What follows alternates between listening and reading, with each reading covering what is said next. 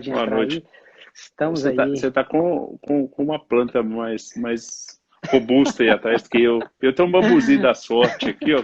Não tinha onde colocar, coloquei no canto. Aqui é Bom para te ver, lembrar da. rapaz. Bom te ver também. Muito bacana participar dessa live com vocês sobre um assunto tão bacana, né? Que está muito presente na vida da gente, ao mesmo tempo, pouca gente estudando, pouca gente compreendendo Exato. esse fenômeno, né? E ao mesmo Pois é, eu tempo tava encontrar terapeutas, colegas, que para a gente encontrar poder que atuam na conversar, área, né? trocar. É, Pois eu, bem, Charles, eu acho que assim, o momento é mais que oportuno, né? Nós estamos aí no Junho Verde, mês de conscientização da escoliose. Falo que de todas as facetas suas, né? Fisioterapeuta esportivo, né? Tá no Cruzeiro, na seleção brasileira, que é a mesma coisa, mas assim, que os atleticanos não ficam com raiva de mim aí, mas enfim. Mas você tá no. Mas também você tem informação ampla aí, né, no tratamento das escolioses, né? é, Então, eu vou fazer o seguinte, Thiago, sabe? É, eu estou pensando, até para essa live ficar mais leve no início, nós já coletamos algumas perguntas aquelas brincadeiras lá do é, próprio Instagram, chegaram algumas perguntas. Eu vou desativar os comentários nesse primeiro momento. Vou começar a gente caminhar com aquelas perguntas e aí depois, ao final, as pessoas conseguem interagir, vão perguntando, né? se você quiser deixar também os comentários rolar e a gente tentar. Se A gente tem começar a travar, tem Ah, alguma tá. coisa que pode ser do assunto que está Né? tratando, né? Vamos deixar É, por aí, por enquanto tá legal. tá. Bom, olha só, Mas, é, você quer falar alguma coisa antes de... não, antes de entrar nas perguntas, né? Pode ir, vai lá. É, mas beleza, olha, é, é, a Luciana de Patinga mandou uma pergunta seguinte.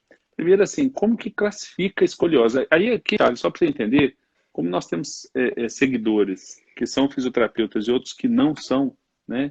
Primeiro, eu acho importantíssimo os fisioterapeutas tomarem parte da live, porque a gente sempre que conversa, né? A última conversa nossa já estava no distanciamento social, foi aqui na rua, né? A gente não conseguiu Exatamente. nem cumprimentar direito. Faltam fisioterapeutas atuando principalmente lá na protetização, né, nas hortas, enfim. Mas, e especialistas na área mesmo, apesar de todo mundo ser da formação, trabalhar com as disfunções posturais, mas também temos aqui alguns pacientes que mandaram perguntas, sabe? Pessoas comuns, leigas, né? Que não fisioterapeutas. Mas aí a primeira pergunta da Luciana é como a Ah, gente pode classificar essas escolioses? deixa eu dar um oi para a galera antes da gente começar com as perguntas, né? Eu quero agradecer demais, Anderson, porque tão logo a gente anunciou a live, a gente fez algumas postagens e para que as pessoas pudessem contribuir com as suas dúvidas, né? E foi muito bacana, assim, foi uma... Eu recebi mais de 60 mensagens com perguntas super pertinentes sobre o tema, conotando, assim, que aquelas pessoas que estavam interagindo naquele momento eram profissionais que trabalhavam com a escoliose, que tinham algumas dúvidas em relação à sua prática terapêutica, e também de acadêmicos, né, que tinham acabado de fazer a disciplina de prótese e órtese e precisavam de esclarecimentos adicionais. Então, quero agradecer demais essa galera que participou de forma muito bacana e a gente tentou, então, compilar algumas perguntas. Infelizmente, não dá para responder todas as perguntas, né? Então, aquelas que têm os gêneros comuns, a gente tentou compilar numa só e desculpe aqueles que a gente não der conta de responder. Ô Anderson, mas antes de falar propriamente das perguntas, né? Até na nossa, nosso folderzinho que a gente publicou essa live, né, que a gente chamou as pessoas para compartilhar conosco aqui esse momento. Nós estamos falando do mês verde, né, que é o mês destinado à consciência sobre a questão da escoliose, né? Não é isso? Isso, exatamente, exatamente. Exatamente. Aí eu preciso fazer uma contextualização, o porquê disso, né? Todo mundo sabe assim que, principalmente nos Estados Unidos, é muito comum pais de crianças e adolescentes portadores de alguma patologia se reúnam, né, formem associações não governamentais, elaboram algumas atividades, encontros, organizam doações, alguma coisa nesse sentido, para divulgar a causa que ela é pessoal, familiar, enfim.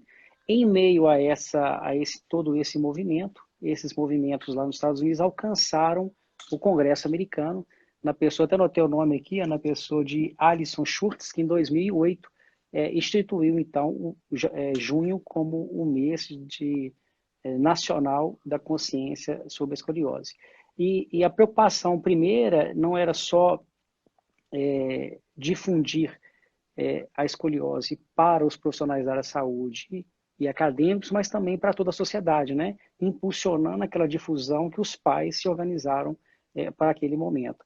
Exatamente porque existe assim, um desconhecimento, né, em relação à escoliose e a gente sabe que ações de triagem e detecção precoce são muito plausíveis, muito fáceis de fazer até para o público leigo, né?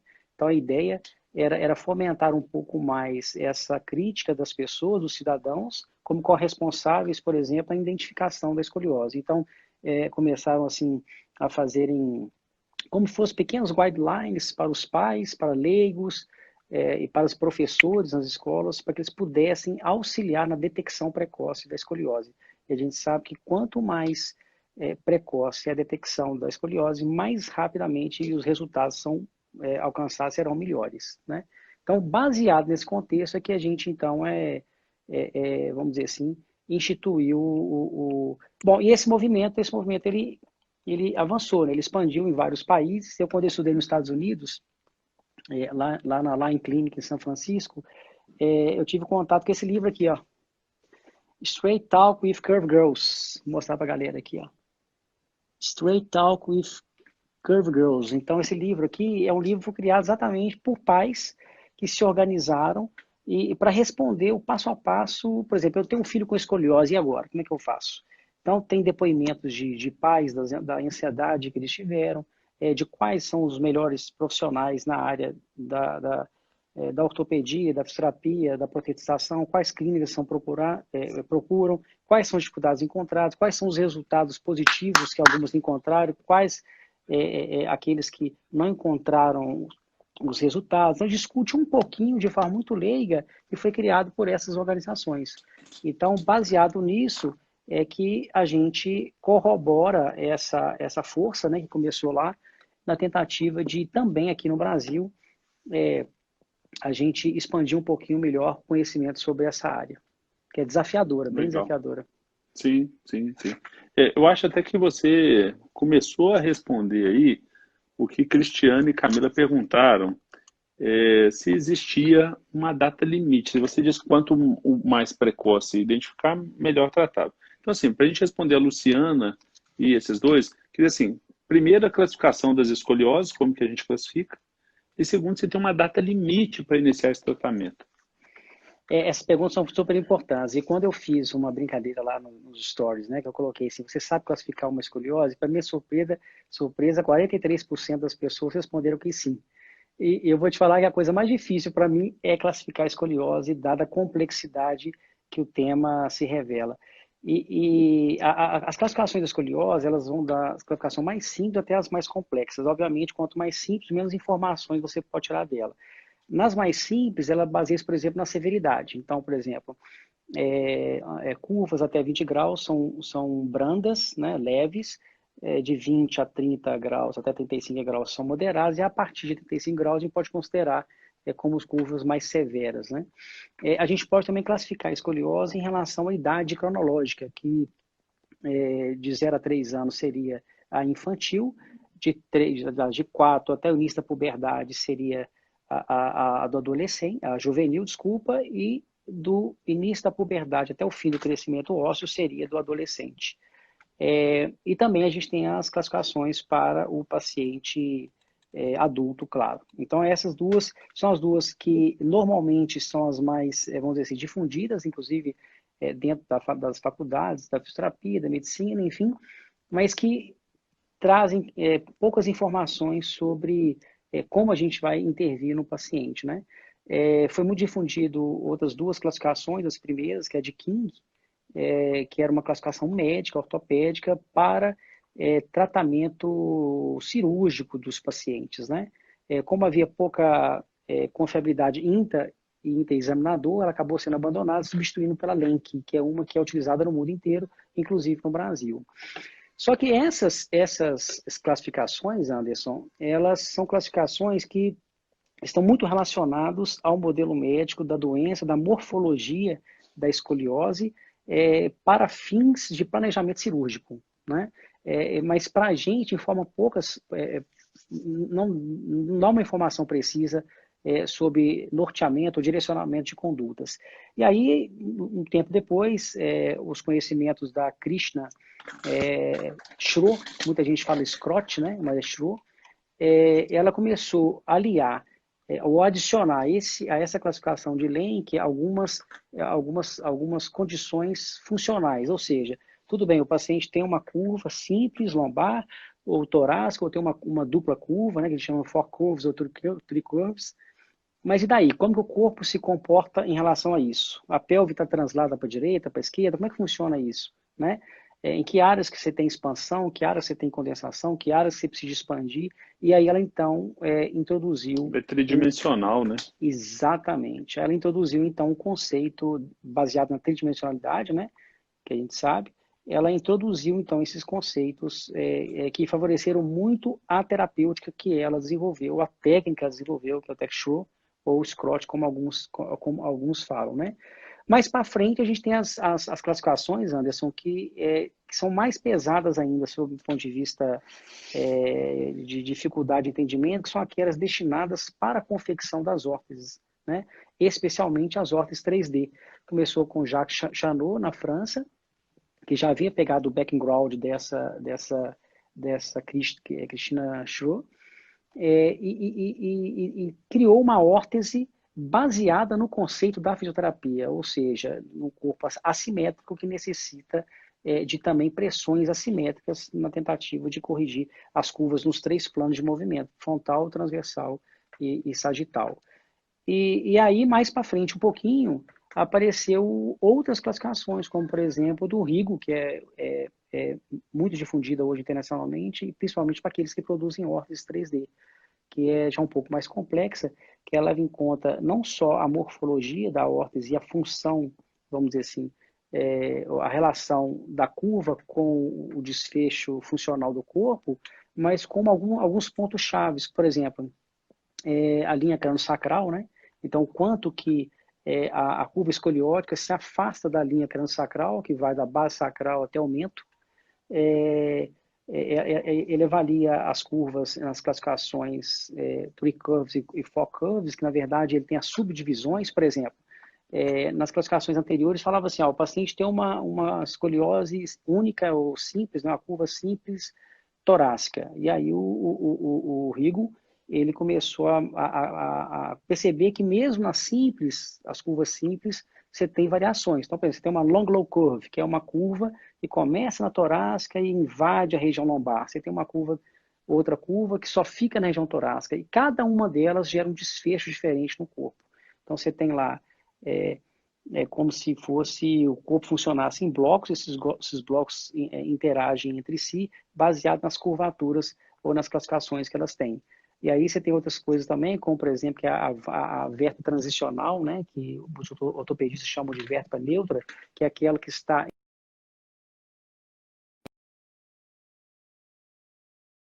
dentro dessa linha crânio-sacral que atravessa o corpo. Se ela estiver fora, a gente chama de offset, né? Que são classificações um pouco mais pesadas, assim, mais difíceis de fazer, a gente leva um tempo para fazer. E, por fim, a consideração sobre o comportamento de L4 e L5 com a base sacral. Por exemplo, você tem uma curvatura lombar, muitas vezes, se L4, L5 e sacral acompanharem a curva, você vai ter uma curva grande e ampla, é como se o sacro ele acompanhasse a curvatura lombar, né? Então você tem uma curva única. Se o L5 e L4 permanecerem horizontais, você vai formar uma quarta curva, por isso que chama four curves.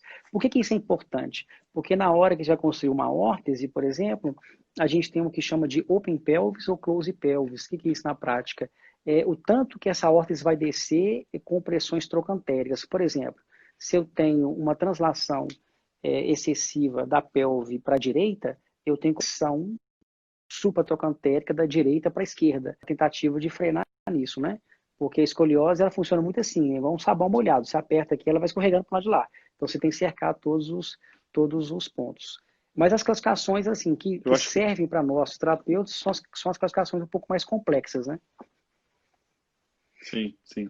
Eu acho que você praticamente responde a Jaqueline que pergunta como que ocorre a giba, né? Eu acho que até se a Jaqueline não se sentir contemplada, ela pergunta de novo ao final da live. Eu desativei o comentário porque começou a travar. Não sei se você percebeu, tá? Mas começou a travar. Mas Não, e eu aí tô me fala uma falando, gente. coisa, as escolioses têm cura?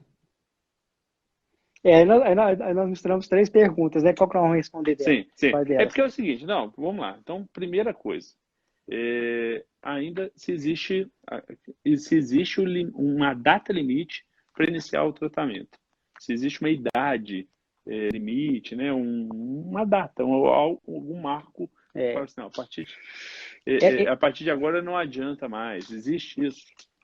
Essa é uma pergunta muito importante, Anderson, porque, inclusive, a Scoliose Research Society, que é uma sociedade internacional da área médica, ela preconiza o seguinte: a estratégia para o paciente com escoliose é wait e see, espere e veja, observe. Então, o paciente chega no consultório do ortopedista, ele vai perceber que o paciente tem uma escoliose, claro, mas ela está branda ainda, e ele vai observando ao longo do tempo como que ela vai se comportando. Tudo bem. Contudo, na prática aqui a gente percebe que o paciente salta de uma condição elegível para tratamento conservador para uma condição cirúrgica ou de fusão vertebral muito rapidamente. Às vezes, em um ano, ele aumentou assim, 15, 20 graus, uma coisa assim, absurda. Né? Então, essa estratégia, já existe evidência suficiente para a gente poder afirmar que a estratégia de wait and see, ou de observar para ver o que vai dar, não é a melhor estratégia. Eu costumo dizer que ela uma briga meio inglória, né? Porque existe grande tendência, principalmente nas escolioses moderadas a severas, em pacientes com esqueleto hematuro, de evoluírem de uma forma bem agressiva. E agora, claro, como toda e qualquer patologia, existe um momento em que o tecido está mais propício para receber a terapêutica estabelecida, né? E no caso da escoliose, especificamente falando da órtese, a gente tem que estar com o esqueleto imaturo e em fase de crescimento. Na linguagem técnica, a gente teria que ter o paciente tem que estar com a curva em torno de 20 graus, né? Talvez um pouco mais ou um pouco menos, em torno de 20 graus. O Rissner de 0 a 2, Rissner é uma linhazinha que a gente tem de fusão na região da crista ilíaca, que mostra para a gente o quanto que ele tem que crescer ainda, né? Ela vai de 1 a 5, 5 já teve a fusão, provavelmente ele não cresce mais. E 0, ele tem muito potencial para crescer. Então, são as três condições. Seria, qual que eu falei a primeira? Eu perdi.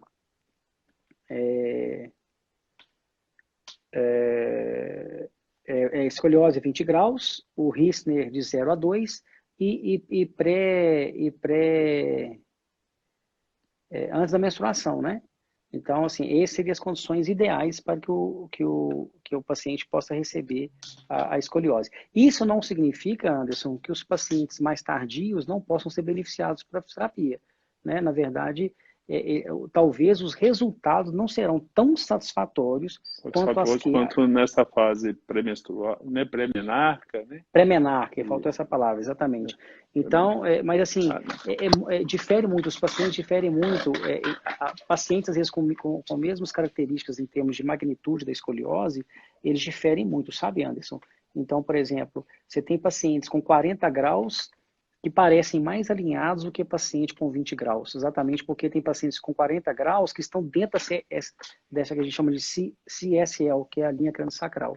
Então, existe um eixo, né? Então, às vezes, aquela curvatura, ela passa nesse eixo. Então, você olha para ele, você não vê tanta.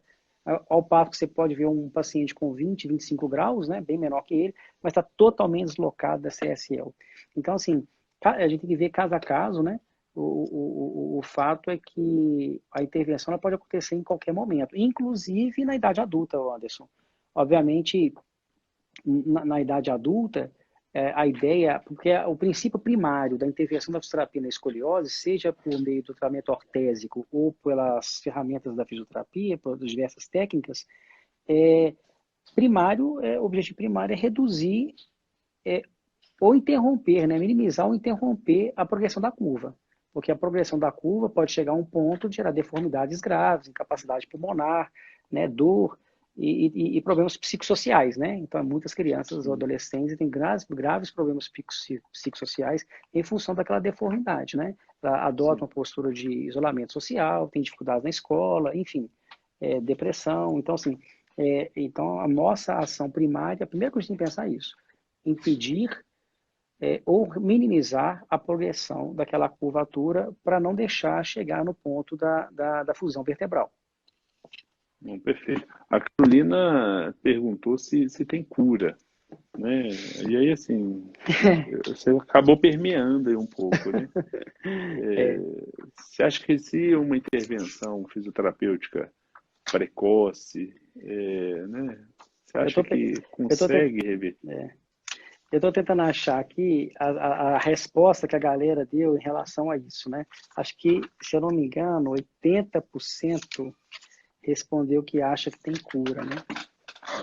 E aí, assim, o que eu tenho que dizer sobre isso? Que a questão da cura é muito questão semântica, né? Cura seria o restabelecimento da saúde, né? E de que saúde que nós estamos falando, né? Então, se você me perguntar assim, a escoliose no paciente após o final do crescimento, ela tem condições de retornar, ou seja, voltar ao alinhamento correto? Não. Independente da propedêutica que você usar, das ferramentas que você vai usar, você não consegue mais resultados satisfatórios em relação a manter o alinhamento daquela coluna.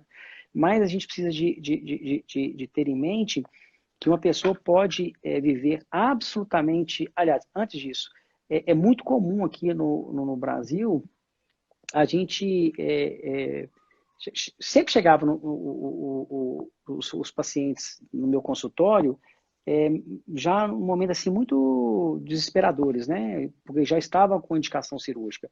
E às vezes a gente via assim pacientes com 40 graus ou menos que isso, que nunca receberam uma propedêutica, uma fisioterapia Uma específica para terapêutica escoliose, específica? já estavam indicados para tratamento de fusão vertebral, ou seja, de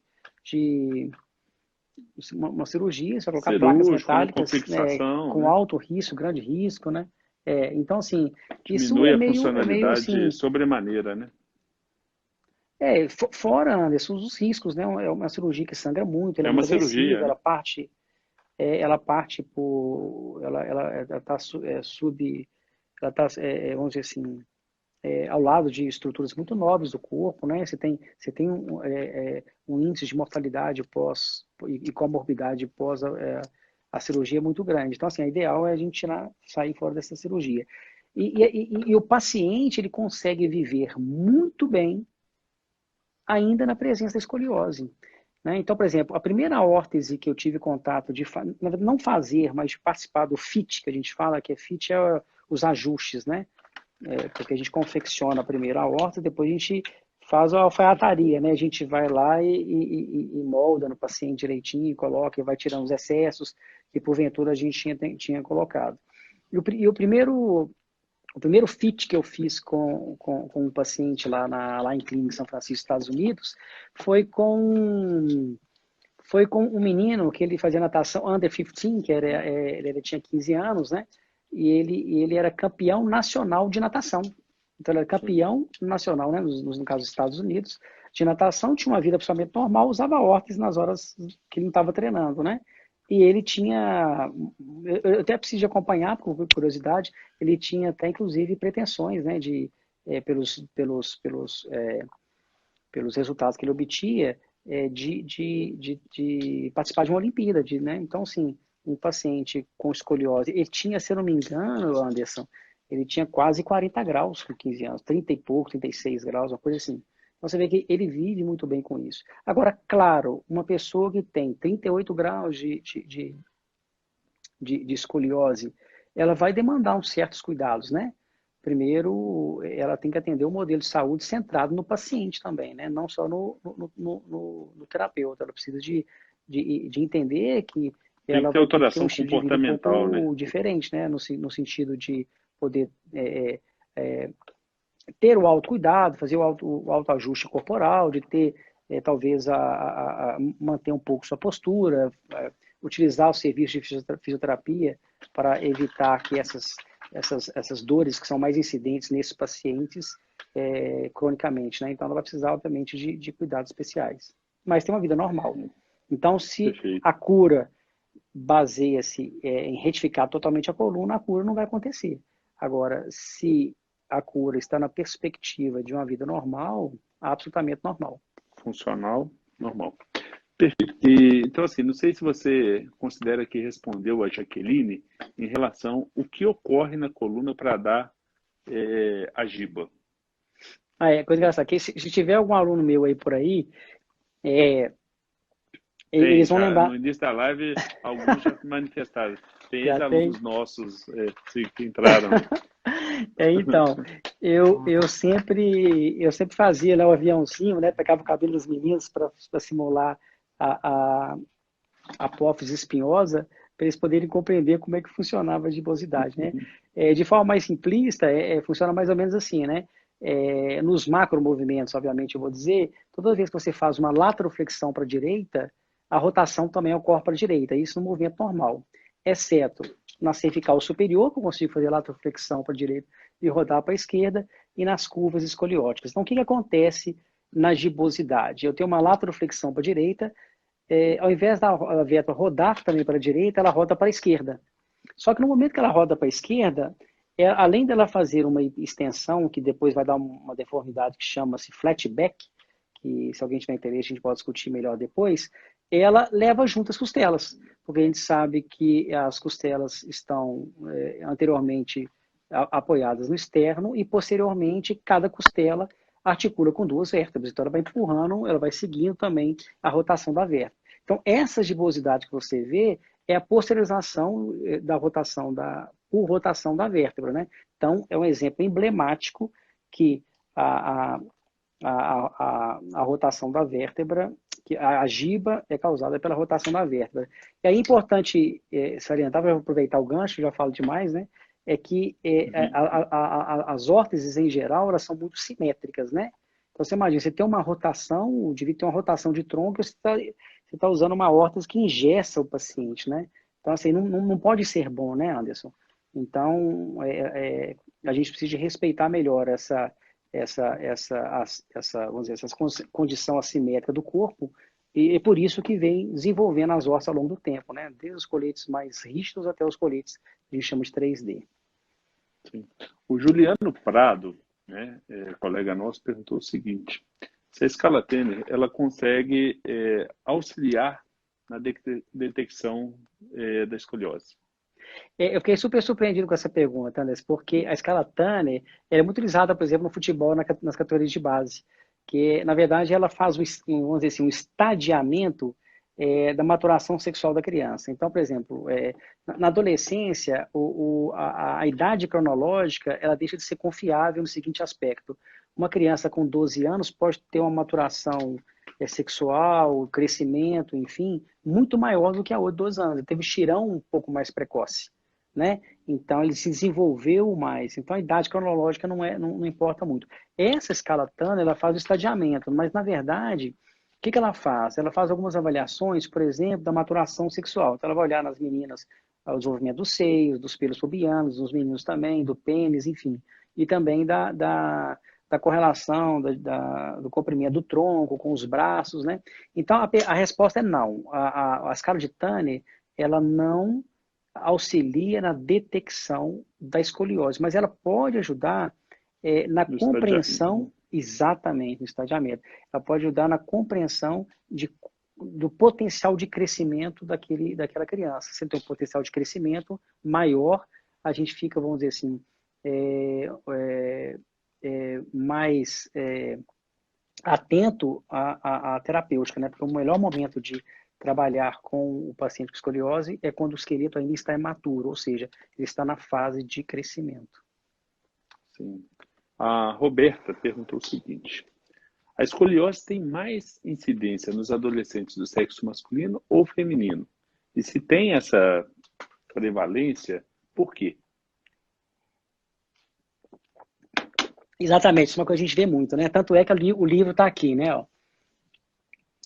Fale reto com garotas curvas, né? É porque exatamente a prevalência é maior nas meninas, né?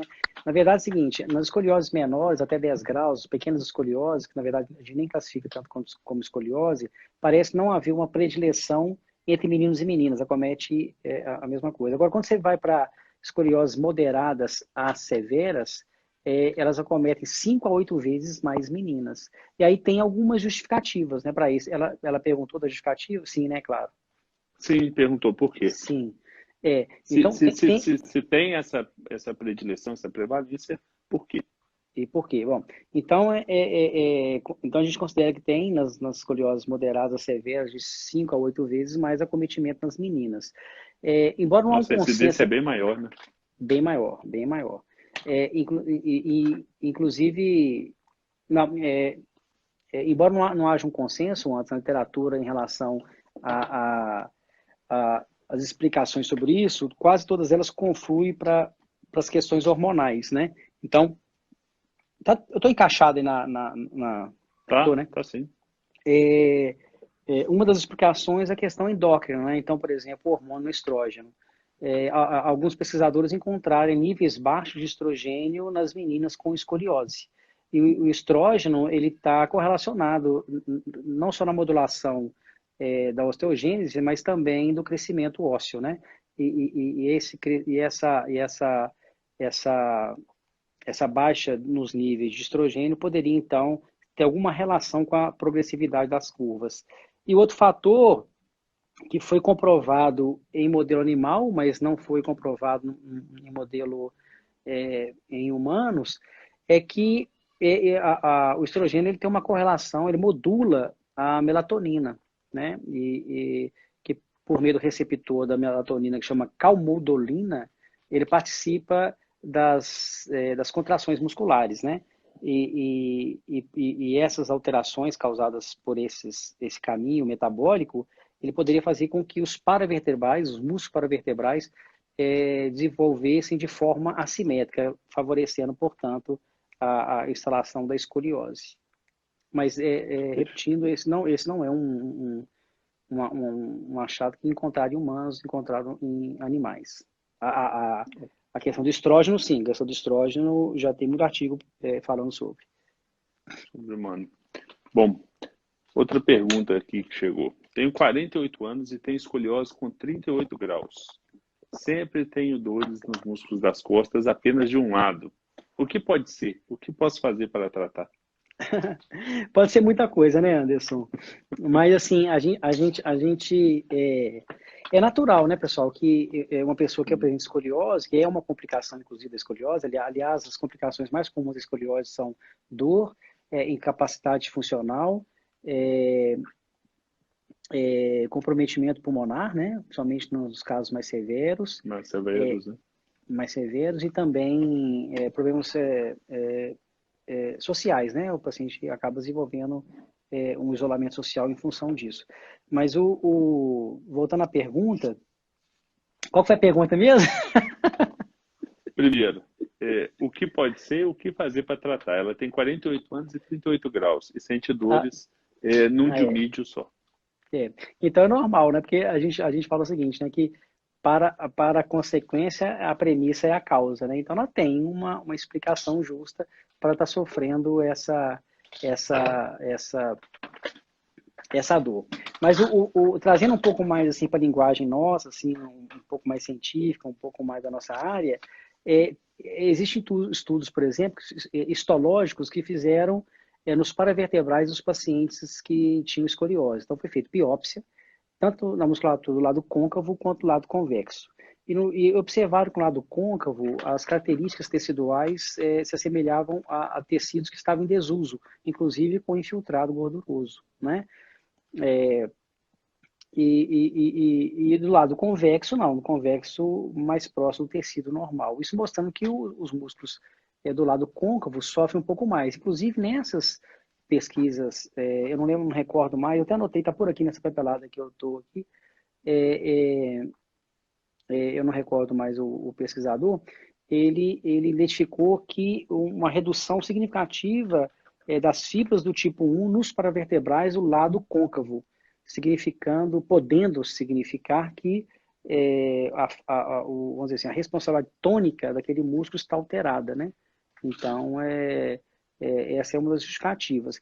E corroborando essa informação, eu me recordo também, até na oportunidade que a gente teve de falar sobre isso em outro momento, de ter lido um artigo onde os pacientes com escoliose foram submetidos à eletromiografia.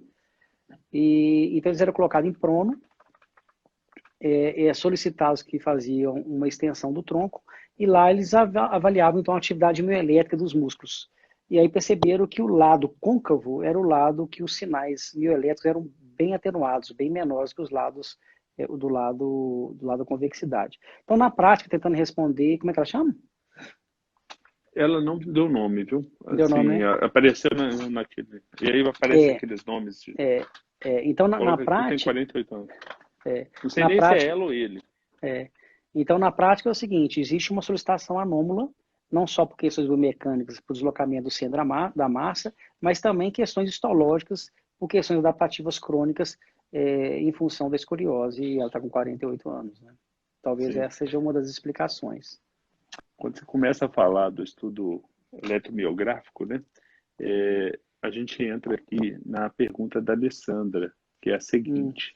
E o que eu sempre achei muito interessante quando, principalmente o graduando, né, que ainda está no processo de formação, né, do raciocínio clínico, fala do tratamento da escoliose como se fosse você fortalece o convexo Nossa, e mãe. alonga o côncavo. Né? Isso é uma tragédia, né? Raciocínio simplório, enfim.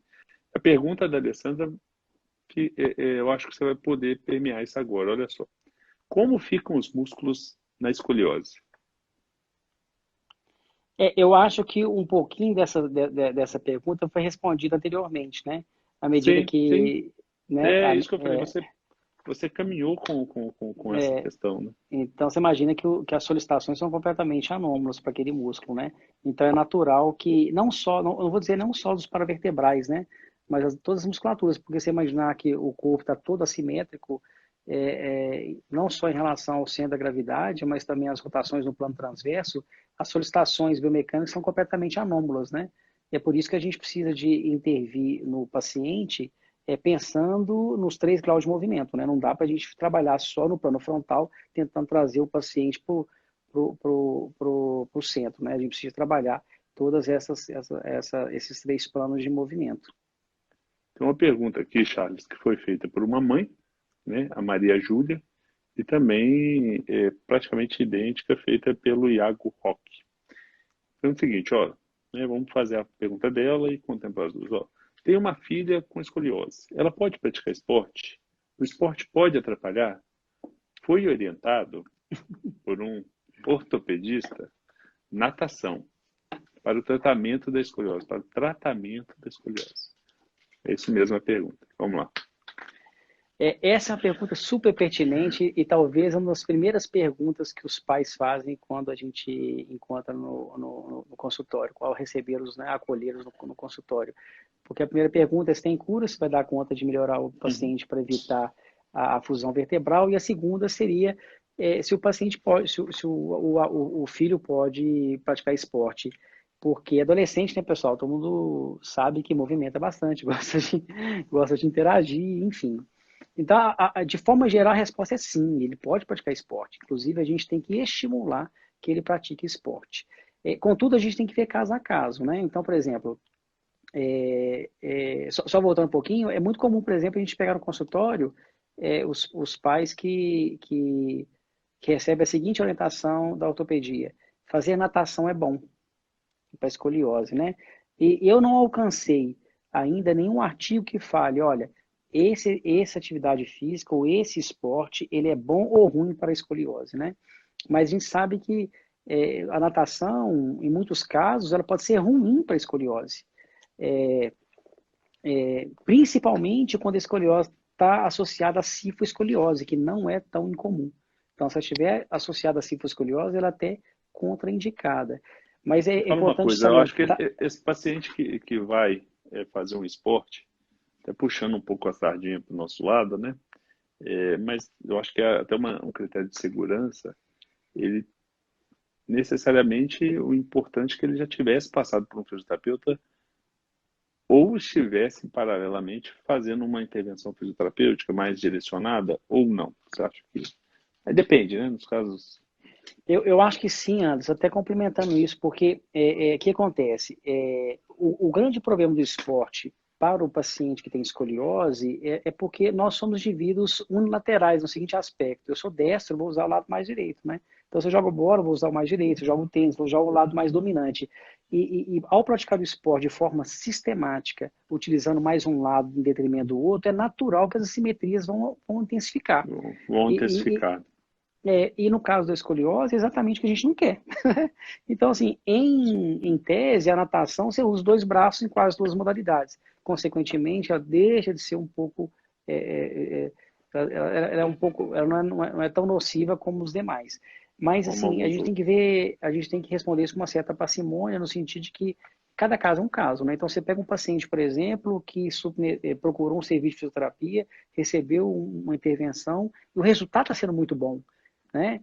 Não só com as técnicas específicas da fisioterapia, mas com a utilização da órtese. Então, você consegue flexibilizar um pouco mais, porque, assim, é, vamos imaginar o paciente da órtese, né? Se ele está praticando esporte, ele tem que estar sem a órtese. E a gente sabe muito bem que, por exemplo, se você usa, o ideal é que você tire a órtese só para banho. Então, se você passa de 23, por exemplo, a 18 horas de uso, a eficácia da órtese já cai quase 40%. Né? Tanto é que os night braces, chamados night braces, que só para o uso noturno, praticamente não tem respaldo na literatura. Né? Então, se o menino, por exemplo, gosta de jogar futebol, agora pode praticar esporte, eu fico lá 3, 4 horas jogando futebol, aí não dá, né? Porque aí você está indo totalmente Sim, contra contra. a recomendação que... Né? Deixa eu te falar, o inclinômetro, né, na avaliação da escoliose, pode substituir o escoliômetro? Então, isso é muito interessante, porque a gente, inclusive, usa na fisioterapia muito, muito facilmente o inclinômetro, inclusive no celular, né? No celular agora tem Que vários tem, aplicativos. inclusive, confiabilidade, né? Quando você compara, por exemplo, com o padrão ouro, que é o inclinômetro digital, você usa o inclinômetro, que é um app, por exemplo, você tem. Você pode usar, não tem problema usar, não. O grande problema de você usar é, é, O inclinômetro? o inclinômetro é que o escoliômetro, ele é uma reguinha assim que tem um buraquinho aqui no meio, ó, vendo a entrada aqui. Então ele encaixa sobre a apófise espinhosa. Então muitos desses pacientes com escoliose são bem magrinhos, né? Eles são mais longilíneos e magrinhos. Então, às vezes, quando você coloca, por exemplo, o celular ou o inclinômetro digital, a apófise espinhosa acaba tombando ele e sua medida deixa de ser confiável. Então, melhor seria o que chama de inclinômetro, desculpa, escoliômetro de Bonel, que é esse que tem essa curvinha, né, essa abertura, para você poder encaixar a apófise espinhosa. Sim. O Rodrigo pergunta como identificar a progressividade da curva. Isso é uma coisa bem difícil também, porque varia demais de paciente para paciente. Às vezes você tem lá uma conta X, você acha que vai acontecer de uma forma e acontece de forma totalmente diferente, né? Existe um modelo de Lawson-Carlson, que é o mais utilizado hoje, que ele faz mais ou menos a seguinte conta. Você vai pegar o ângulo de Cobb, né, que é o ângulo de inclinação da vértebra, né, medida lá, que o fisioterapeuta está absolutamente apto a fazer, vai subtrair 3 vezes o sinal do Rissner. Por exemplo, o Rissner é 2, então você vai 3 vezes 2, 6. Vai subtrair o ângulo que ele tem, 3 vezes o Rissner, e vai dividir pela idade dele. Se der 1,4, ele tem 40% de chance de progressividade. 1,6, 60%, 1,8, 80%, e assim vai. Então, isso você consegue ter mais ou menos. Mas não é uma grandeza linear, não. Inclusive, esse modelo, embora seja muito utilizado, ele recebe algumas críticas em função de... Porque ele foi um modelo criado, cientificamente falando, para atender a uma faixa, um espectro escoliose de 20 a 29 graus. Bom, Anderson, nós estamos quase acabando e você não respondeu a minha pergunta, né? Eu tenho que te passar algumas. Não, não, não, mas qualquer coisa a gente continua também. Se tiver por conta do à toa aí, a gente abre de novo, Não, te dá engana, pra a gente gente conseguir, dá pra gente tem conseguir mais um falar. pouquinho. Olha só, tem uma pergunta aqui da Rayane, que é o Uhum. seguinte. Ela fala o seguinte, que ela é estudante de fisioterapia e enquanto paciente, né, ela já usou, né, o Milwaukee, que ela considera horrível. E ela pergunta se ainda é o melhor colete para tratamento da escoliose, que ela acabou de ter a disciplina de órtese e prótese e o professor disse que sim. Aí a faculdade dela e o professor são... Tô brincando.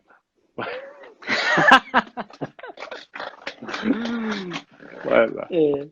Ó, na verdade, o Colégio Milwaukee, se eu não me engano, ele foi criado em 1945, pessoal. Então, assim, não é possível que de lá para cá não apareceu nada melhor, né? Eu mesmo dei muita aula de prótese e órtese falando sobre o Colégio Milwaukee, e às vezes eu me envergonho das aulas que eu dei, né? Então, a gente precisa, também que a gente melhora, né? Mas o Colégio de Milwaukee, além dele não conseguir alcançar os resultados que ele deseja, ele tem um índice de abandono terapêutico muito grande. Se você tem um índice de abandono terapêutico muito grande, nem há se falar de eficácia da órtese, pelo menos no meu entendimento. Em estudos sociodemográficos que avaliam a qualidade de vida desses pacientes, mostra que ele impacta de forma negativa em 83% dos pacientes. E mais de 50% dos pacientes, em alguns estudos, apontam abandono terapêutico, ou seja, é uma órtese que não funciona, né? Então, assim, estranhamente, essa órtese, ela é, assim, maciçamente indicada no Brasil. A gente encontra ainda essas prescrições em outros países, mas alguns países, como os Estados Unidos, praticamente não se prescreve mais. Mas se você for lá na SRS, que é a Scoliose Research Society, ela está lá como uma órtese eficaz para a escoliose, né? E aí vale um paralelo, Anderson, que acho que ninguém me perguntou, mas é importante salientar. Existem duas sociedades internacionais que lidam com as questões da escoliose. Uma é a CRS, que é a Scoliose Research Society, e a outra é a SOSORT. A SRS, ela é uma sociedade eminentemente médica, que discute basicamente é, a ação do médico na escoliose, especificamente técnicas cirúrgicas, inovações, formas de fusão, enfim. E a SOSORT, ela foi criada em 1966, ou seja, bem antiga. A SOSORT foi criada só em 2004, se eu não me engano, e ela foi exatamente um movimento multidisciplinar por compreender que o paciente precisava ser visto de forma holística. Então, a SOSORT, ela tem médicos, ela tem de diversas especialidades, ela tem fisioterapeuta, ela tem psicólogo, ela tem protesista, né? E por isso ela cresceu muito. E essas sociedades, elas não conversavam muito bem, não, Anderson. Um médico dava palestra no outro, quando dava palestra na sua sorte, ele não era bem visto na SRS, e agora, assim, graças a Deus, existe vamos dizer assim, a, evolução ela é obrigatória, né? Ela é uma condição que a gente vai tendo, eles já estão se aproximando, então a gente está conseguindo resultados muito melhores. E por causa disso, o tratamento conservador da escoliose, você vê, de 66 SRS mandando no mundo inteiro as diretrizes sobre escoliose, e até 2004 não tinha só sorte, por isso mesmo que difundiu as técnicas muito conservadoras, né? Quase todos vão esperar para ver, depois a gente faz cirurgia. E ficou no limbo essa questão da fisioterapia, né? Do tratamento conservador. Então, você tem poucas publicações, as publicações que tem não são consistentes, tem muito viés é, é, que diminui a confiabilidade daquele artigo. E agora, em função da formação da sua sorte, o enriquecimento multiprofissional, a gente tem, vamos dizer assim, estudos multicentros acontecendo em vários lados, vários cantos do mundo, na tentativa de, é, de melhorar essa questão da escoliose. Perfeito. Falar, a doutora Kátia, fisioterapeuta, né, colega nossa, ela fala que trabalha com escoliose há muitos anos e que elas recebem paciente com frequência utilizando colete. Ela não especificou, né, assim, com colete de uma forma geral. E ela tem dificuldade de avaliar se esse colete está correto. Porque às vezes ela sente, né, ela percebe que isso pode estar até atrapalhando. Se você tem alguma dica para facilitar ali a condição do profissional.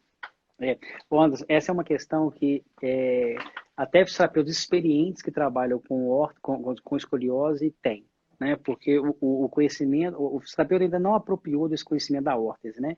Bom, a dica mais simplista que eu faço é o seguinte: a primeira coisa Nem de quando você conhecimento, tem, nem do mercado, né?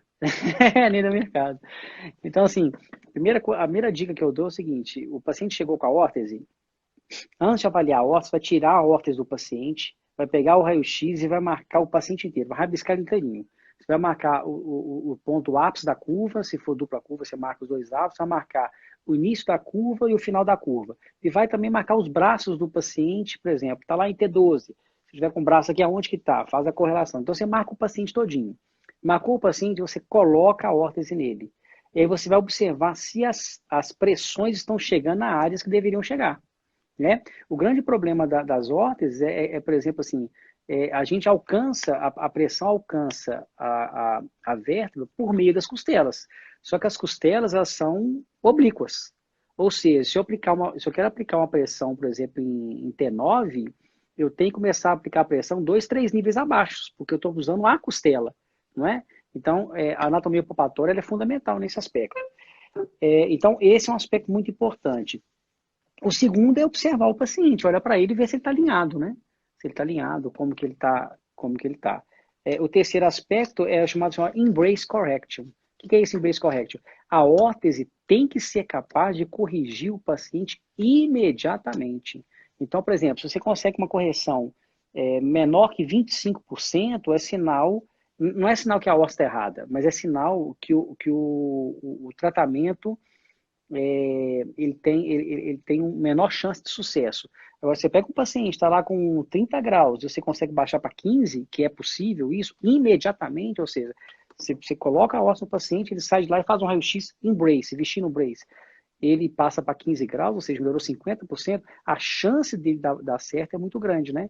Porque aquela curvatura ainda, embora seja grande, ela ainda tem uma certa flexibilidade, não tem uma certa rigidez, que tem como a gente também perceber isso na avaliação na mão. Perfeito. O Dr. João Lucas, fisioterapeuta, também pergunta o seguinte, que ele percebe em todos os pacientes dele um desnivelamento da pelve e que acaba refletindo, então, no comprimento dos braços, né, no aparente diferença de comprimento dos Cai um papel braços. aqui. Se você indica palmilha nesse caso. Então, eu estou procurando um papel aqui, porque a gente tem... Peraí, caiu aqui. Eu notei aqui. Dá tempo aí? Dá, né? Dá. Eu notei uma pergunta, essa do Gustavo Leporassi, que é um fisioterapeuta lá do Rio de Janeiro, da Biocinética, um cara espetacular, muito competente, que ele fez mais ou menos essa mesma pergunta. Eu queria replicar aqui, eu não estou achando. Peraí, um minuto. Nessa rabiscada aqui eu vou achar. Ele faz para completar essa pergunta, ele fala assim, é o Gustavo Leporassi da Biocinética. E, inclusive, eu gostaria muito de fazer seu curso, sabe, Leporassi? É meu sonho. Um dia eu vou fazer. A dismetria que induz a uma escoliose quando você corrige, melhor, dismetria que induz a uma escoliose. Quanto você corrige que espera de reajuste lombar? Repetindo. Dismetria que induz a uma escoliose, quanto você corrige e o que espera do reajuste lombar. Bom, a primeira coisa era uma inquietação também quando eu comecei a avaliar as escolioses. Todos os pacientes têm dismetria lá da crista ilíaca. Então, aquela regrinha que a gente tem de avaliar a crista ilíaca como forma de identificar uma perna curta, uma perna longa, depois fazendo os testes de comparação de maléolo, elas não se aplicam muito bem à escoliose. Por quê? Todas as vezes que você tem uma escoliose, por exemplo, lombar, a região côncava, ela puxa aquele ilíaco para cima. Então, você vai ver aquilo ali. Então, pegando o gancho dela, então, assim, nem sempre os pacientes que têm esse infradesnivelamento da pelve está correlacionado com a perna curta, né? Porque eu mesmo, antes de trabalhar com a escoliose, eu começava a prescrever palmilha para todo mundo, achando que era perna curta, mas isso não é a perna curta. Exatamente esse tensionamento desses músculos superiores que elevam a pelve. E aí eu vou para tentar responder, Gustavo, do Leporassi. Muitas vezes, essas assimetrias, elas podem ter causas ascendentes, como, por exemplo, a própria dismetria, que pode estar acompanhada com uma pronação excessiva, um valgo excessivo, uma antiversão excessiva, potencializando aquele membro encurtado, aquele drop da pelve, né?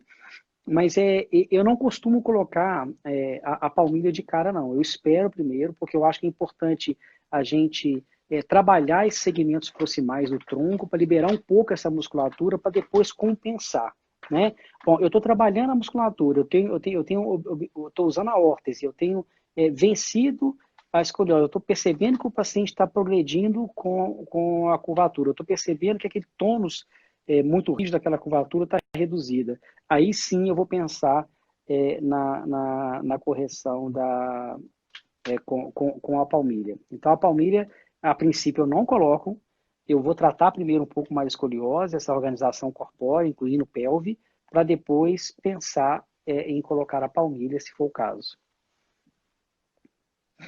Entendi. Porque se você tem Olha uma só. escoliose idiopática, Anderson, se você colocar a palmilha, você não vai resolver nada. Ele vai continuar com a Sim, escoliose. sim, Ele vai continuar com a escoliose. sim. Então, assim, você precisa de trabalhar o paciente como um todo, né? Você tem que pegar a musculatura lá de cima, trabalhar melhor ela, para poder corrigir essa escoliose.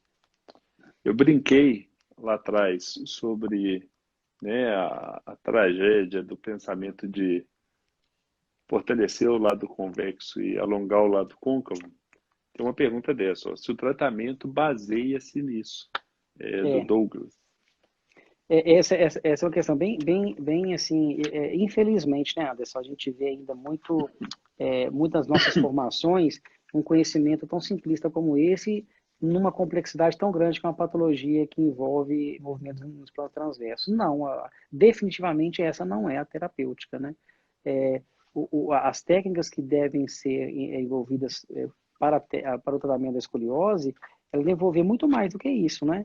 Ela precisa um autoendireitamento do paciente associado a fortalecimentos específicos, com distração do corpo, associando os mecanismos respiratórios. E tudo isso você começa talvez de uma forma estática, evoluindo para atividades de controle motor. Então você precisa um tempo inteiro da cognição do paciente, utilizando isso o tempo inteiro, né? Então não é simplesmente alongar o músculo, né? Ele tem que ser capaz de fazer o autoendireitamento, associar a respiração. Então a gente falou lá da gibosidade, você tem Charlie, pode Oi. continuar aí, mas o Instagram vai derrubar a gente já já. Aí a gente começa de novo, só para a gente finalizar e dar tchau para a turma. Mas finaliza aí, desculpa. Tá bom, o pessoal se Tem parar um para mim minuto e falando meio aí. aí, volta lá só Tem um para a gente minuto. despedir, tá bom?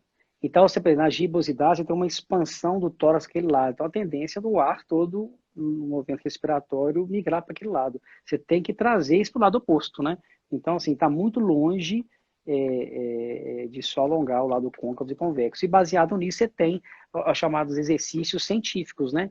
Que são baseados nas 7 escolas que a sua sorte recomenda para tratamento da escoliose, que basicamente as 3 maiores seria a Shiro, né, que é Scott, Catarina Scott, a escola de Barcelona e o CIAS, né, que é o anacrônico para tratamento da escoliose baseado na ciência, né, que utiliza todos os Perfeito. recursos que eu acabei de falar.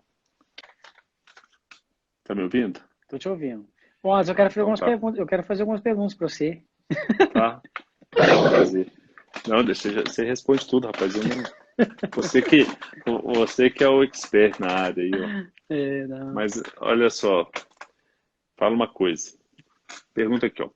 Pode-se usar revestimento estético para próteses para o esporte? Eu acho que essa pergunta foi da Aline, não foi? Dizer, isso, ela pergunta o seguinte, é a da Aline mesmo, a Aline Freitas. Ela fez Ela essa ainda coloca o pergunta. seguinte, qual a melhor prótese para água? E É, qual a média de preço? em relação à prótese, em relação a utilizar o revestimento estético para prótese esportiva. Se for para uso, vamos dizer assim, esporte lúdico, de forma lúdica, você pode usar porque não vai atrapalhar muito o desempenho. Agora, se for para esporte, para competição ou para ter resultados melhores, é melhor que não. Por quê? O revestimento estético normalmente é de espuma, ele além de prender a articulação, prende o joelho, ele oferece um peso adicional. Esse peso adicional pode atrapalhar a performance. A segunda pergunta foi da água, né? Isso, qual a Da água. melhor prótese para água? Então, assim, você pode usar a perna mecânica para água. Eu vi lá nas perguntas, lá 30% das pessoas responderam que não. Na verdade, nem todas as próteses são uma prova d'água. Até mais ou menos uns 10 anos atrás, a gente praticamente não tinha perna mecânica para água. Hoje você tem para banho, né? Você pode usar água doce, água salgada no mar, não tem problema. Obviamente tem que ter os cuidados depois de usar. Mas uma prótese, uma prótese muito boa, porque o bacana é você ter uma prótese que te oferece tudo, né, Anderson? É ruim você ter uma prótese para andar no dia a Para dia, uma andar, prótese, outra. né? Você imagina, você vai para a praia e você tá com uma perna, peraí, eu vou nadar, vou tirar a perna e colocar outra perna. É ideal uma perna que te permite todas essas possibilidades. Então existe um joelho chamado 3R80, que é um joelho da Autobock, que é muito bom. E ele é a prova d'água. Aí você monta todo o soquete, monta o pé também à prova d'água e você consegue usar. Os preços têm mudado muito, né? Porque à medida que vão surgindo novas tecnologias, algumas próteses mais antigas vão cair no valor. Mas, em geral, uma prótese completa usando o 3R80 fica aí em torno de 25 a R$ 30. Sim, perfeito. Outra coisa. O Romário Santana ele pergunta o seguinte: como trabalhar com uma criança que está em uso recente da prótese só no contexto escolar? Então, como trabalhar com uma criança que está com uso recente de prótese só no contexto escolar? Essa é uma situação complicada, né? Que os pais precisam de organizar melhor, né? Porque, assim, existe um preparo não só da criança, né, Anderson, sob o ponto de vista psicológico, né? Porque a amputação, ela é uma perda, né? E muitas vezes, se está precoce, a criança, ela está num momento, assim, de fragilidade, né? E, ao mesmo tempo, o contexto escolar, ele vai ter uma socialização maior, ele pode experimentar algumas situações desagradáveis, né? Como esse famoso bullying aí, né? Então, é importante, inclusive, fechar isso com a escola, né? De poder os pais conversarem na escola para preparar aquelas crianças que vão receber aquele diferente, vamos dizer assim, né? Então, assim, a primeira coisa que vem na minha cabeça é isso. E agora, quanto à funcionalidade, é, é, a criança adapta muito fácil, sabe, Anderson, a prótese. O Romário Ainda Santana acabou de entrar e não sei se ele escutou sua resposta. é, Ele estava com a deixa, gente na outra. Romário, eu vou responder de novo para você aí, tá? Você me fez a pergunta, como lidar com o contexto de uma criança recém-protetizada, né? Recém-protetizada, né, no contexto Recém, escolar. no contexto escolar. Então, recapitulando, a gente precisa de dois preparos prévios. Primeiro, da família, né? E da criança, para que ele tenha, vamos dizer assim, um pouco mais de autoestima, porque ele vai estar se deslocando ao convívio social no momento que ele está com uma certa fragilidade em função de uma certa incapacidade funcional, né? E preparar a escola também, conversar com os diretores da escola, professores, para eles possam preparar os alunos que vão receber aquela criança dentro de sala de aula, porque é muito comum hoje alguma manifestação assim de bullying, hoje uma brincadeira que possa, vamos dizer assim, piorar ainda mais a condição psíquica do aluno. Mas assim, eu acompanhando amputados há tanto tempo, eu vejo isso de forma muito saudável, porque o primeiro passo para que ele possa se, vamos dizer assim, ressocializar é aceitar sua condição, né, Anderson? Se você não aceitar a Sim. sua condição de se esconder, de isolar, isso não vai ajudar em nada, né? E esse é o estereótipo que o deficiente físico guarda, né? Bom, em relação à funcionalidade, os pacientes amputados, principalmente as crianças, eles respondem muito bem, sabe, Anderson? Eles conseguem uma funcionalidade de uma forma muito rápida. E talvez vai precisar de alguns ajustes em relação, por exemplo, ele estudava na escola que a sala de aula era no segundo andar. Talvez pode preparar ele para que ele faça a sala passe para o primeiro andar, para evitar alguns constrangimentos, né? Porque isso é um tema muito bacana que como é que ele chama mesmo? Romário Santana, né? Isso. Romário Santana, que a gente pode transferir isso, Anderson, para essa questão da inclusão dentro das escolas, né? Porque é um conceito assim que a gente todo mundo defende, é politicamente correto, mas será que de fato as escolas estão preparadas para receber os portadores de necessidades especiais, né? Ou portadores de alguma deficiência? A gente sabe que não. Até mesmo nas escolas de fisioterapia, você vai ver lá os banheiros não tem o ajuste Acessibilidade, né? necessário, a gente é, não tem acessibilidade, né? Então, assim, Não adianta só a gente falar assim, ah, agora todo mundo vai ter acesso à escola, o deficiente físico, mas não cria condições para, né? Sim, sim. Ainda vai demorar muito tempo para igualar as condições, as oportunidades, né? Apesar da É, lei brasileira de inclusão, a lei estadual é. dos, Por né, isso dos que, direitos da pessoa com é, deficiência. por isso, Anderson, que de forma geral eu sou defensor das políticas públicas positivas. Embora você tenha um viés negativo das cotas, por exemplo, é uma forma de transformar, né? Então, você, por Eu já exemplo, me debrucei muito em cima disso e sou a favor também. é, Fiquei muito reflexivo, é, mas achei importante, sim. porque se você pensar assim, se a gente fizer um mini flashback, 30 anos atrás, um cadeirante, por exemplo, dificilmente estaria reiterado ao contexto social, trabalho, família, enfim, né? Exatamente por esse mercado não absorver ele, não estudava, ele não se preparava, né? Ele ficava, vamos dizer assim, dependente do governo ou dos familiares. Hoje não, hoje tem inúmeros exemplos aí de deficientes físicos que conseguiram superar esse processo e tornarem-se pessoas socialmente ativas. Então, eles trabalham, eles pagam os seus impostos, eles compram, ou seja, virou um indivíduo normal para a sociedade, não é um peso para a sociedade, vamos dizer assim, né? Então, a política pública positiva nesse aspecto, ela tem o papel de transformar uma realidade. Por isso, eu sou super a favor. Pelo menos num espaço de tempo que permita que isso torne-se, vamos dizer assim, normal. Sim. Ô Charles, tem uma pergunta aqui que eu acho que é para você também, sabe? É, do Gabriel Oliveira, pedindo para explicar assim, a diferença de prótese e órtese. É, é engraçado que a gente vê assim, profissionais formados tendo dificuldades assim de diferenciar o que é uma da outra, né?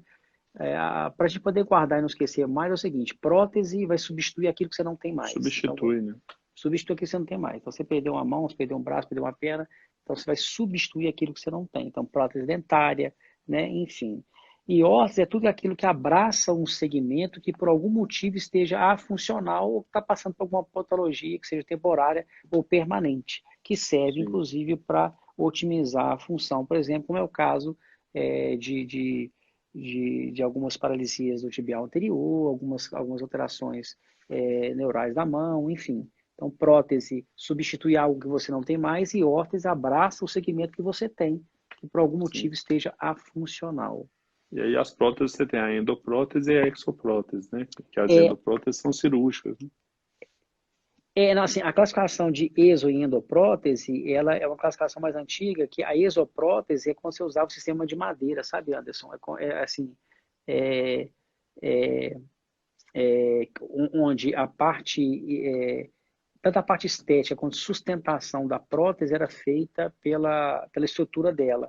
E a endoprótese, ela é a prótese que você tem os componentes metálicos e é revestido pela espuma. Agora, tem as próteses, né, cirúrgicas que são utilizadas dentro do corpo para substituir alguma articulação, por exemplo, pessoa sofrendo osteoartrose grave, né, que eu acho que é a que você estava se referindo. Sim, exatamente. É, o, eu acho que é José Antônio, ele pergunta, Charles, se assim, qual que seria um caminho para se seguir, para se qualificar, né? Ele pergunta para se especializar, a gente sabe que a gente não vê especialização lato sensu, ainda não é, né, não é uma especialidade, é uma competência do profissional, a prescrição da prótese, a confecção. Aí eu não sei se ele, né, assim, no que tange a confecção é um tipo de formação, a prescrição poderia ter outros cursos. O que que você vê para o profissional que se interessa na área, um caminho acadêmico de formação? João Antônio, doutor João João Antônio. Antônio. João Antônio. Desculpa, Então, porque foi lá para cima, João foi Antônio, aí para eu me cima. perdi. É. Qual que é o caminho, uma trilha, né, para ele Ó, seguir? Ô, João, obrigado pela pergunta. Assim, a gente fica um pouco de mãos atadas, né? Porque, primeiro, que há um desinteresse geral da comunidade dos profissionais da área de saúde em relação à prótese óssea, tanto os médicos quanto os terapeutas, né? A gente até conversava em off, né, Anderson? É, é, São poucos os terapeutas que a gente consegue indicar que trabalham nessa área do conhecimento. Então, há um desinteresse de forma geral. e a gente precisa realmente aprimorar, ou melhor, apoderar-se desse conhecimento que é nosso, né?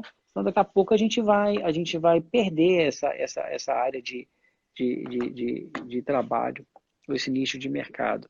Mas a primeira coisa que eu acho para poder responder ele primeiro você tem que se interessar pelo estudo daquela área, né? Buscar literatura nacional são pouquíssimos, você tem que passar muito por artigos. E se você tem interesse em confeccionar órtese, aí você precisa sim de fazer cursos, por exemplo, da Botec, né, que é um curso técnico, não é um curso para fisioterapia, mas é um curso técnico em que você vai fazer o hands-on, né, colocar a mão na massa, ou bater na porta de alguma oficina ortopédica e pedir estagiar lá e para fazer. Como a prótese órtese ela é dominada hoje, vamos dizer assim, pela parte técnica, dificilmente a gente consegue essa porta aberta, que essa porta se abra facilmente, né? A gente precisa se organizar melhor. E uma das coisas, né, Anderson, que a gente pode pensar especializações nessa área, né? Não uma Sim. especialização teórica, né, mas era mais na prática. Mas para isso você precisa Um de local que tem um, oficina, né? de um local. E aí eu te pergunto, Anderson, também, né? Foi uma pergunta que alguém fez a pergunta aqui, blá, blá, blá, blá. O fisioterapeuta pode prescrever prótese órtese, Anderson? Pode ser.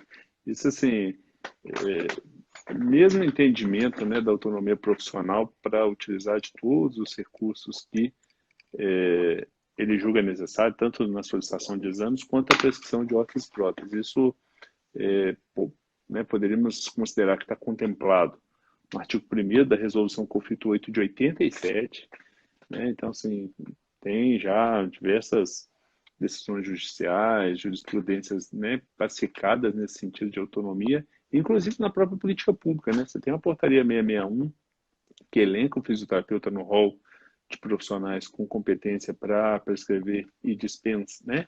E o SUS dispensar essa órtese e prótese. Nas resoluções das especialidades profissionais do fisioterapeuta, como na resolução principalmente da ortopedia, né, da fisioterapia traumato-ortopédica, da esportiva, todas vêm a competência profissional na prescrição de órtese e prótese. Então, assim, falta realmente o profissional empoderado do conhecimento e do hábito, né? E criar o hábito de se interar. Inclusive, assim, é uma demanda que a gente vem já, enquanto até gestão lá no conselho, a gente tem provocado os profissionais a despertar por essa área. Já foi tema de revista nossa, como segmentos pouco explorados, né? A gente chama de áreas pouco exploradas. A gente já fez o fórum de órtese prótese, prescrição. A Uhum, intenção esse ano era até e você constitui a nossa Câmara Técnica lá de Tecnologia Assistiva, né?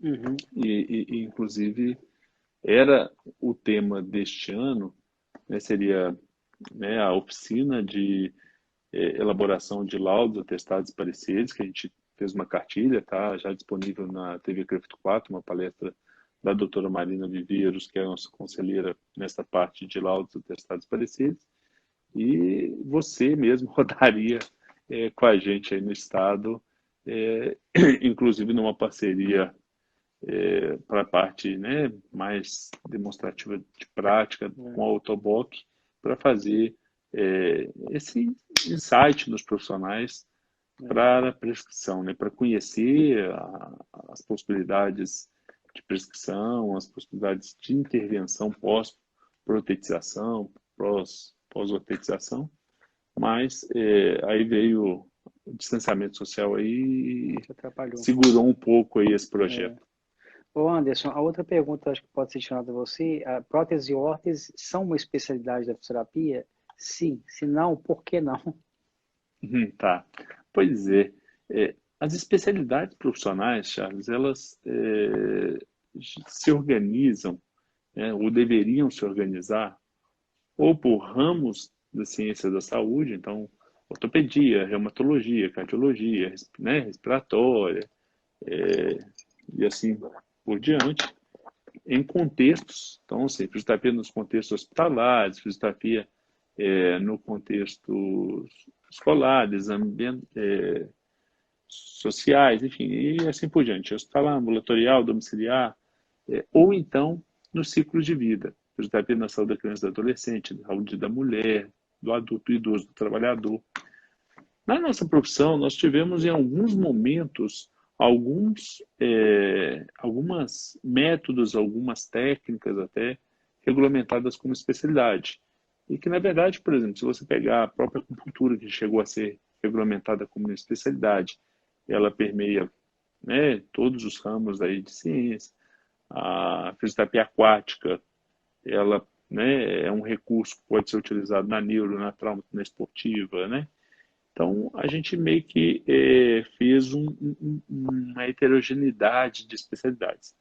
Agora, inclusive o que eu acredito, sabe, Charles, porque assim, nós temos geralmente uma resolução que reconhece uma especialidade profissional, quando que se torna uma especialidade profissional? Quando você tem níveis de evidência científica naquela área, então pesquisas que foram produzidas, né, demanda, então, de contexto científico, demandas sociais, necessidades de saúde por um expert naquela área, então procura por um especialista naquela área, e aí você tem todo um arsenal que fazem com que o COFITO reconheça esse procedimento. Daí, a gente tem as especialidades sendo reconhecidas. Depois de reconhecer a especialidade, nós temos uma resolução que disciplina a especialidade, que diz quais são as habilidades e competências esperadas para aquele profissional especialista. E aí a gente tem, nas resoluções que disciplinam especialidades, a competência de prescrição, confecção, em alguns casos, de órtese e prótese. Mas, independente de ser uma especialidade, eu acho que poderia ter, como foi um primeiro passo, se você lembrar a resolução 259 do Conselho Federal, quando falava das competências e do que era esperado, né, de conhecimento, de formação para o fisioterapeuta na área de ergonomia, fisioterapia do trabalho, depois virou uma especialidade.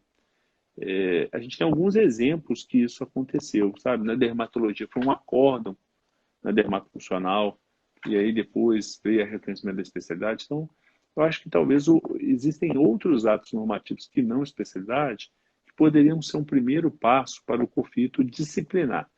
Qualidade mínima de um curso de formação ou de cursos de formação, então, conteúdos e habilidades que seriam esperadas para esse profissional, né, poder ser reconhecido com maior expertise na área, e aí mais para frente pensar se realmente é um especialista ou se não sei se falar subespecialidade fica parecendo pejorativo, né?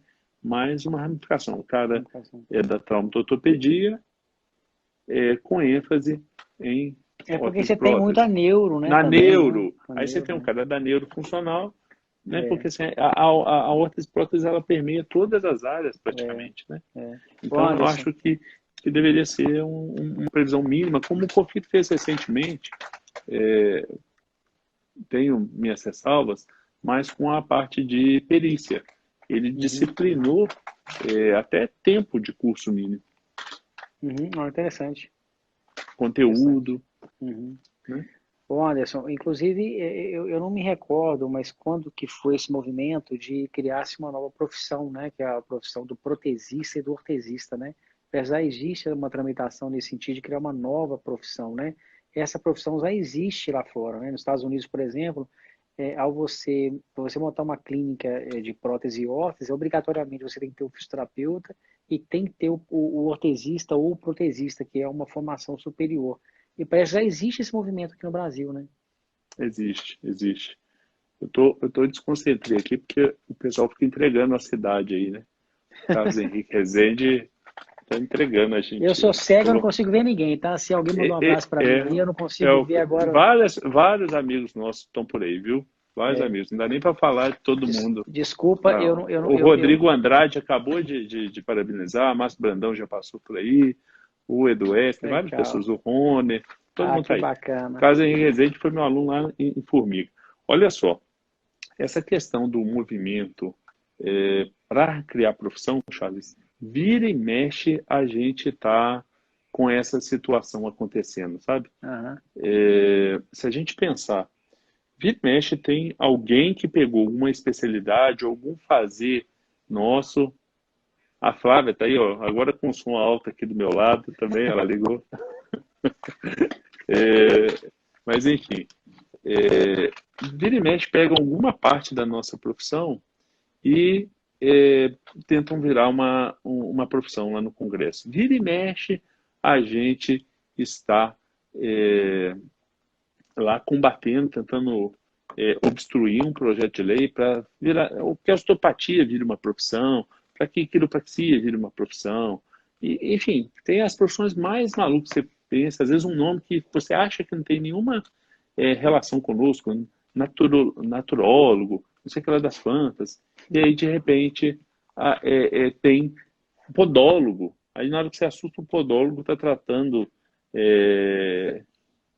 disfunção da marcha, prescrevendo palmilha. Então, assim, a gente tem que ficar muito atento. A gente tem uma comissão de assuntos parlamentares no Conselho Federal, que eu faço parte representando aqui Minas.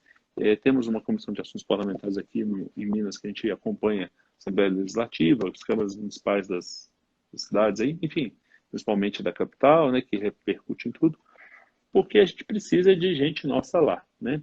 E a profissão de ortesista e protesista, né, ortoprotesista, que se tenta regulamentar, ela vem, cara, exatamente numa lacuna, num hiato que nós deixamos aí enquanto classe profissional, né? Exatamente. O profissional mais expert no movimento humano, mundialmente considerado, é o fisioterapeuta. Então, nós temos aí a faca e o queijo na mão há muito tempo, políticas públicas que nos garantem a legitimidade aí de prescrever, né?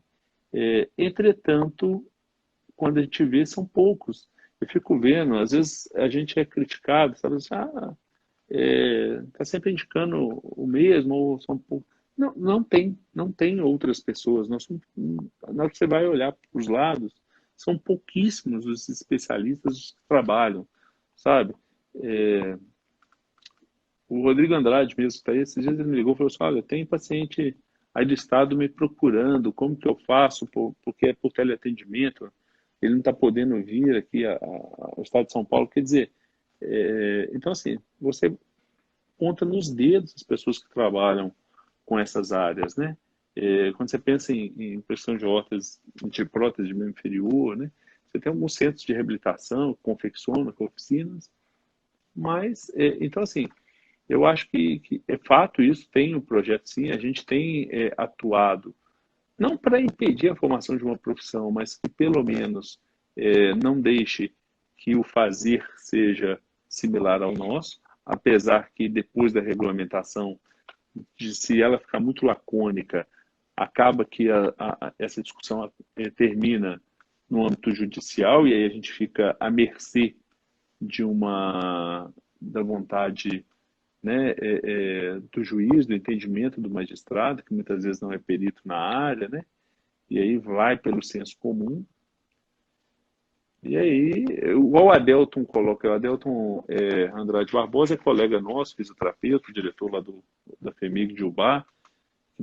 Nós precisamos de profissionais politizados, né? Eu acho que assim, a gente precisa de profissional politizado, a gente precisa de profissional, inclusive ocupando cargos, né, para que seja a nossa voz lá. Vocês sabem disso, a gente já te convenceu, né, uma vez a ingressar por aí, porque a gente precisa, sabe? A gente precisa de estar ocupando esse espaço e precisa que os profissionais entendam, primeiro, politizado no sentido de entender essas políticas, entender essas legislações, o que pode nos prejudicar ou não, e também de fazer uma leitura de necessidades de saúde da população e de vazios assistenciais, onde você não tem profissional para ocupar aquilo. Então você vê muito profissional brigando sempre pelo mesmo nicho, pelo mesmo fazer, e deixando uma área assim, extremamente rentável e que pode ajudar milhares de pessoas, inclusive assim, a terem realmente um resgate, né, de funcionalidade para isso. É. E as transformações, né, Anderson, elas acontecem no nosso dia a dia, na prática correta daquilo que a gente faz, mas também nessa organização da classe como um todo, né? À medida que a gente consegue perceber demandas coletivas e consegue lutar por elas, né? Agora mesmo houve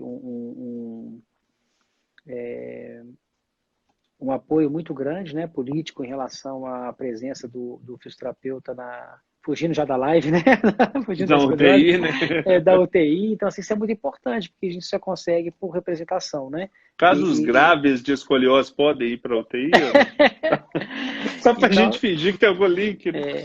porque senão a gente fica correndo em volta de uma coisa que não se transforma, né? Se a gente não consegue Sim, sim. politizar melhor e conseguir ampliar discurso, né? A gente está falando aqui que o Congresso americano, ele instituiu o mês nacional da escoliose baseado na organização de pais, né?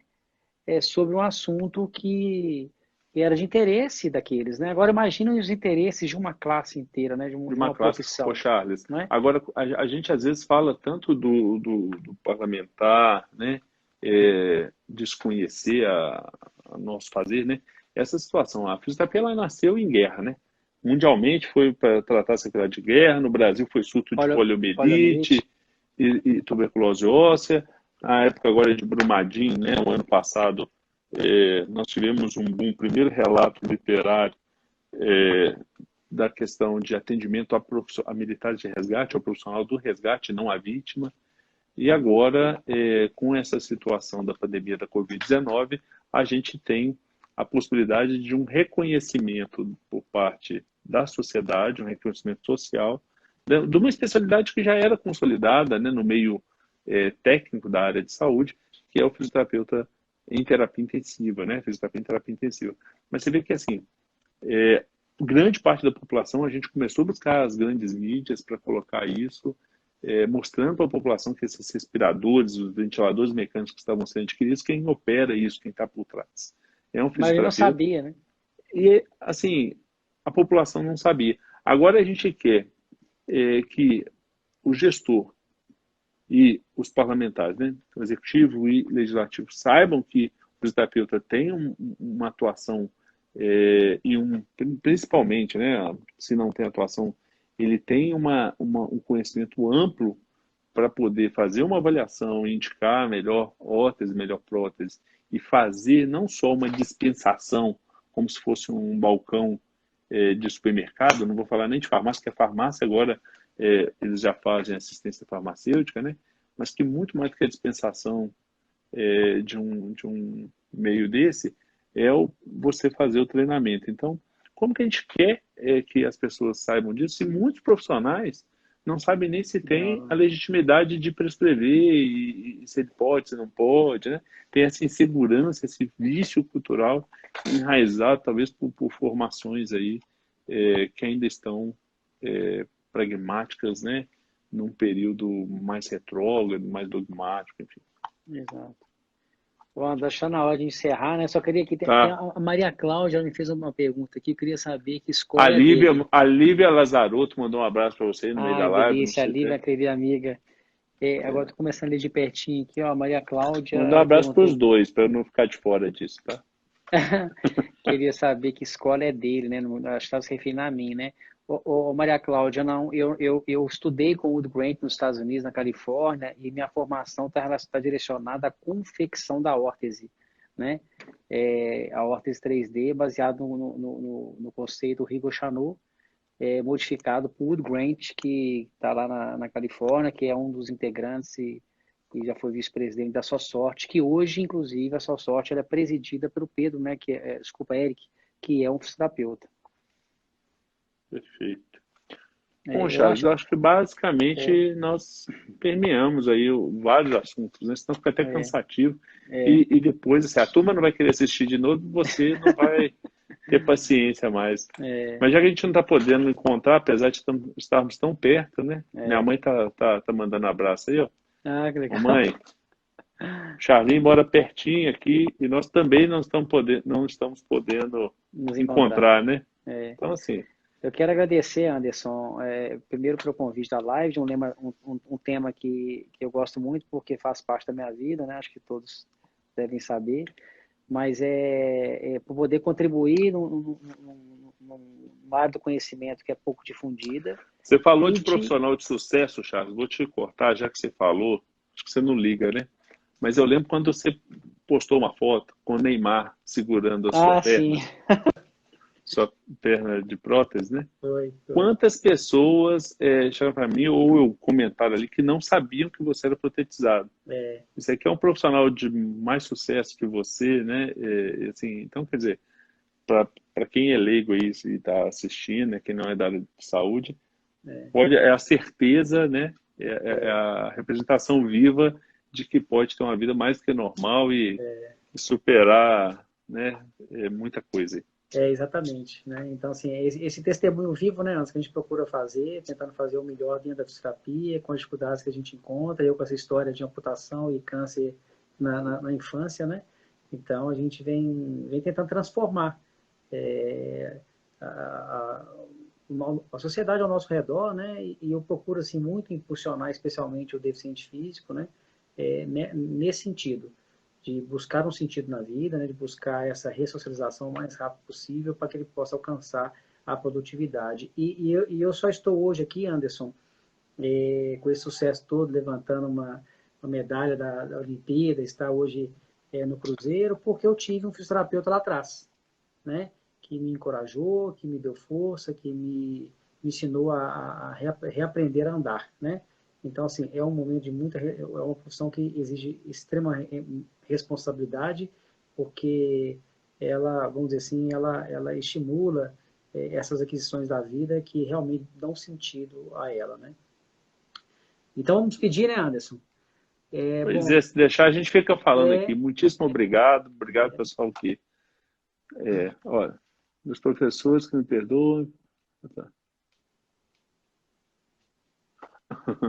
Tem gente aí matando aula é, online para assistir a live, ó. tá certo. Mas legal, Eu quero legal. agradecer, Ó, Anderson, você justa primeiro, causa. eu quero agradecer, Anderson, você primeiro pelo convite, segundo por conduzir tão bem nosso CREFITO, nosso representante maior. Acho que todos nós estamos percebendo que algo de diferente aconteceu e está acontecendo. No cuidado que você tem tido com a profissão, eu costumo falar com os colegas de trabalho que você é um incansável, né? Você está o tempo inteiro se envolvendo com questões da fisioterapia, nada escapa ao seu olhar, e você tem feito isso de forma muito brilhante. E eu quero agradecer assim, a todos que permaneceram com a gente até esse presente momento, compartilhando esse conhecimento e dizendo que também a gente é falho, né? Então, muitas vezes, quando uma pergunta vem, a gente às vezes faz uma resposta talvez um pouco mais incompleta, e eu estou à disposição para quem quiser, até mesmo por meio do Instagram, aprofundar sobre o conhecimento aqui que a gente conversou aqui. Tá bom? Um grande abraço para vocês que estão aí nesse Agora, em vez isolamento. da gente fazer ligação, a gente faz live, ô É, Charles. Porque como a gente pouquíssimas vezes conversa de outra coisa, senão da profissão, a gente faz uma conversa aberta, né? Pode ser. Um abraço na Flavinha aí, em todos vocês, na família de cada um que acompanhou essa Sim. live. Muito Beleza, um obrigado. abraço aí na Valéria, nas crianças.